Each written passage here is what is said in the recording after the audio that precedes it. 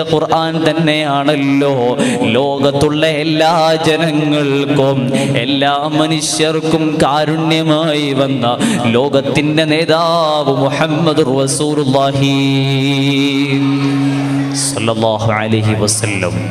ആ നബി സല്ലല്ലാഹു അലൈഹി വസല്ലമ തങ്ങളുടെ ഹദ്റത്തിലേക്ക് പോയിട്ട് തെറ്റുകൾ സംഭവിച്ചു പോയ ആളുകൾ ഹബീബ് നബി തങ്ങളോട് പോയി തെറ്റുകൾ മാപ്പപേക്ഷിച്ചാൽ ലവജദുല്ലാഹ തവ്വാബർ റഹീമ, അല്ലാഹു അവർക്ക് തെറ്റുകൾ പൊറുപ്പിക്കപ്പെട്ടവരായി, തീരെ തെറ്റില്ലാത്തവരായി അല്ലാഹു അവരെ രേഖപ്പെടുത്തുമെന്ന് പരിശുദ്ധ ഖുർആൻ പറയുകയാണ്.